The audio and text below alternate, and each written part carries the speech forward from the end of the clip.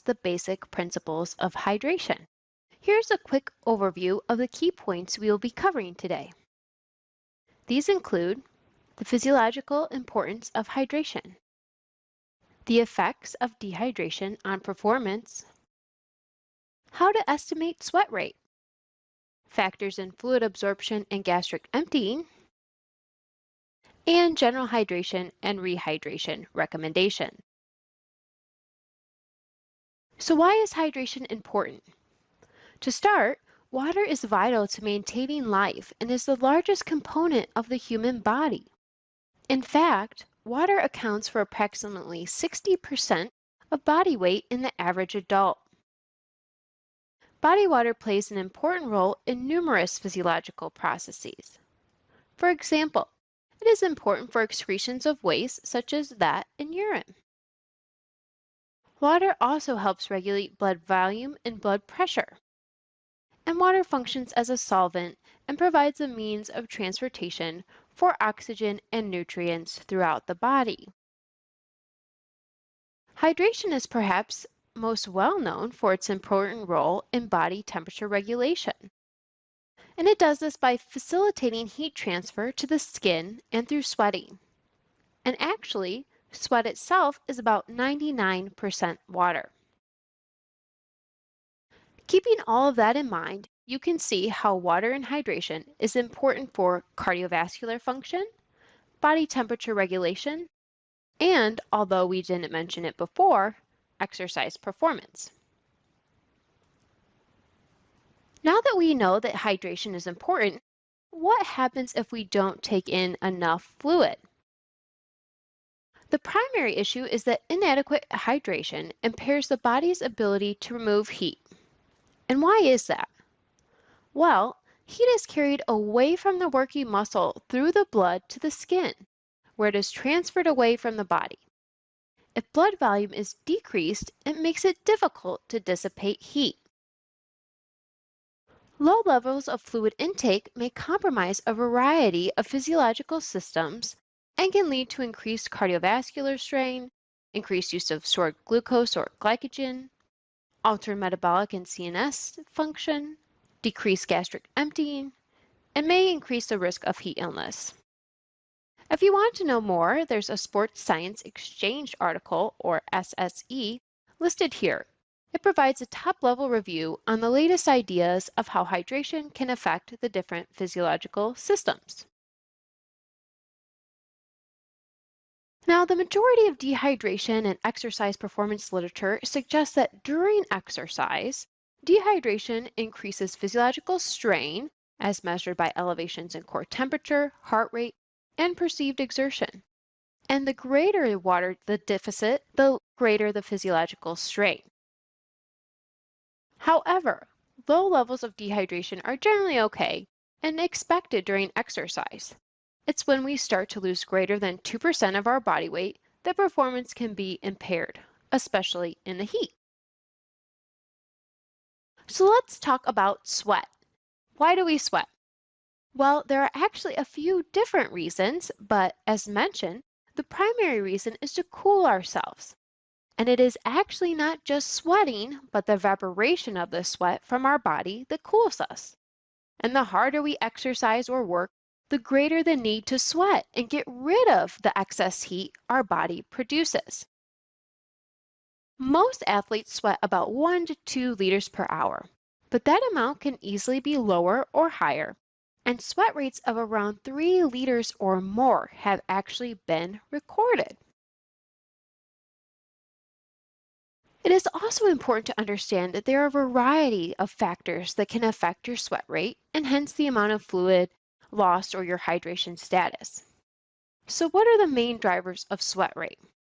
Well, number one, your intensity. Your sweat rate is primarily driven by your metabolic rate or how hard you are working. However, this is also influenced by your body size and your fitness level. The more fit you become, the earlier you sweat and the more you sweat, and also the more dilute your sweat becomes. These are all adaptations so that your body is better at cooling. Intuitively, environmental factors such as temperature and humidity also largely influence sweat rate and hydration levels. There are also other environmental factors that contribute, such as the wind speed or the amount of cloud cover. The amount of equipment becomes very important in sports such as football.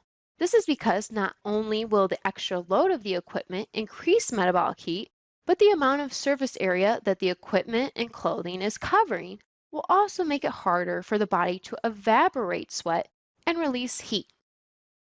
Age, acclimatization status, and genetics also contribute to sweat rate.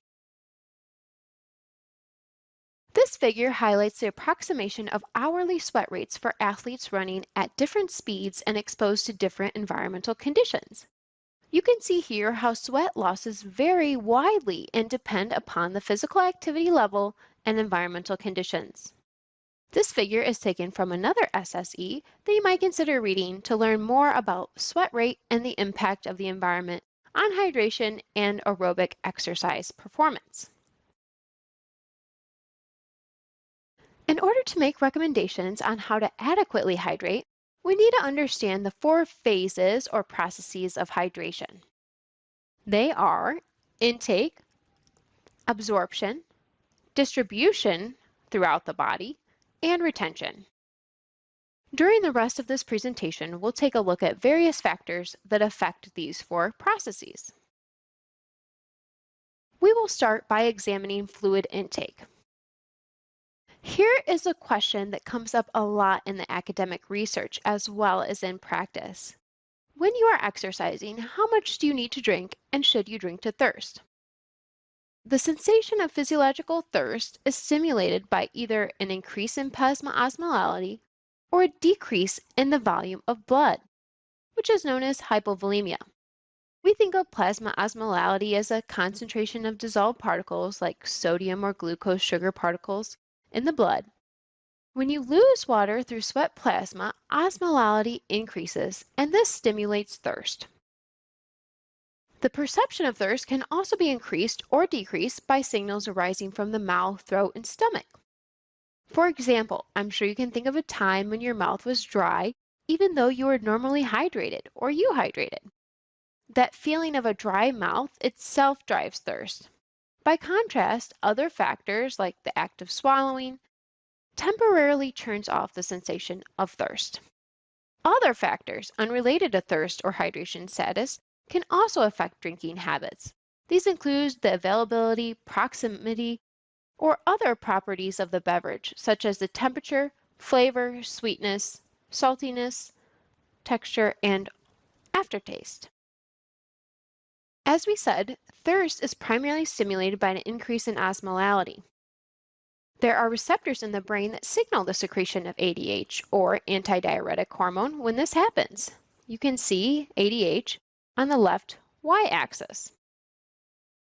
ADH secretion is critical because this signals the kidneys to retain water from the urine, and it dilutes the blood plasma or decreases osmolality. During exercise, and particularly exercise in the heat, plasma volume decreases due to sweat loss, and as a result, plasma osmolality increases.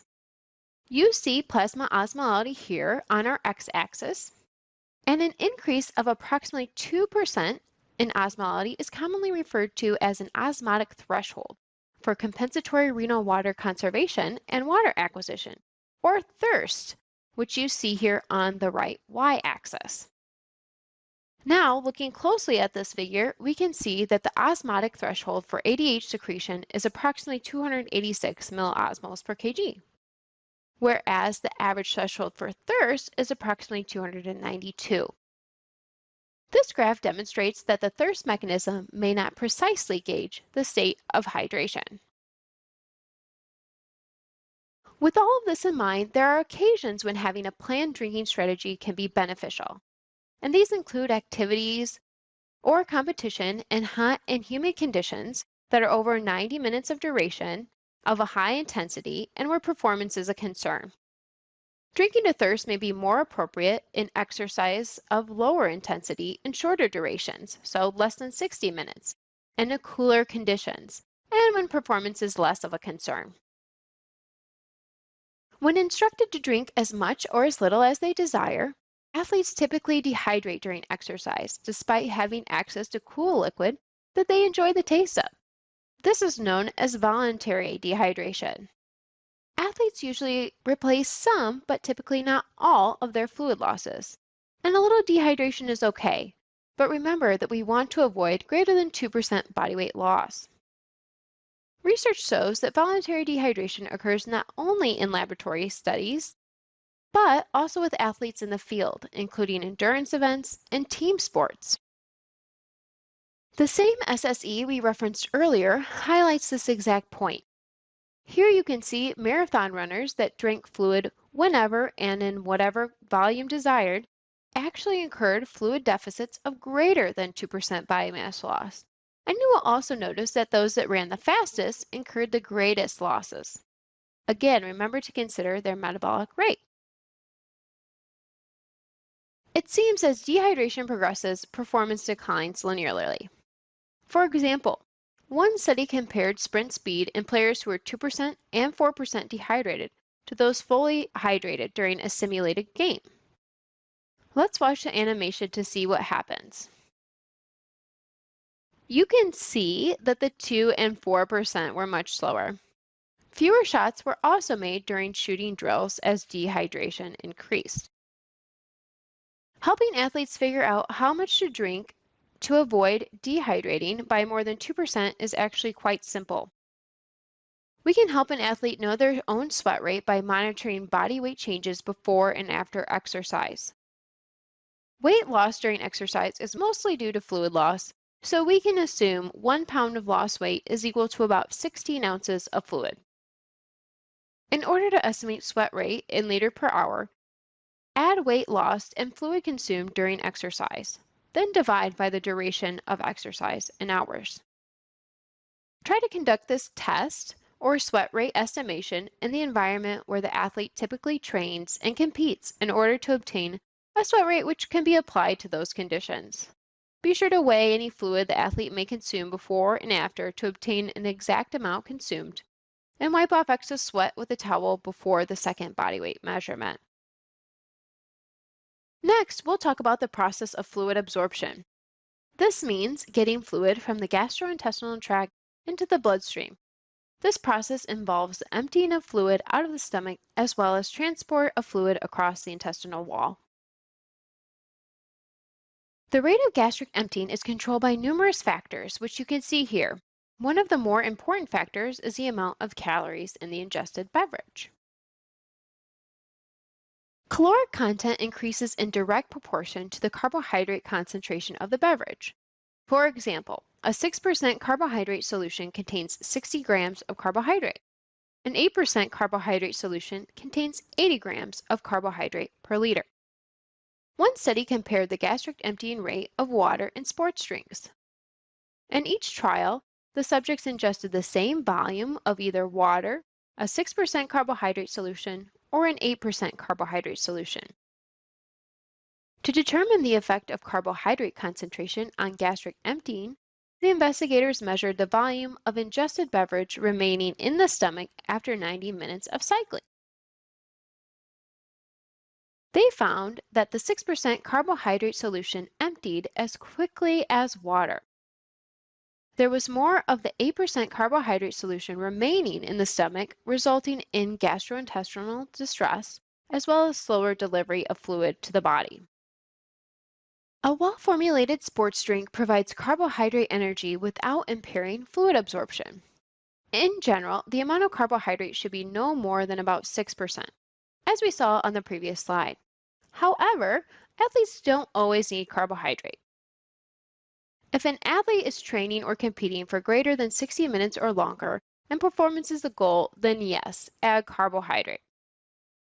But how much? The recommended amount is 30 to 60 grams of carbohydrate per hour, resulting in no more than a 6% solution. Carbohydrates should be rapidly oxidized to provide energy and minimize GI upset. Good examples are glucose, sucrose, and maltodextrin. Once fluid is emptied from the stomach, absorption is primarily dictated by the amount and type of carbohydrate ingested. The rate of fluid absorption is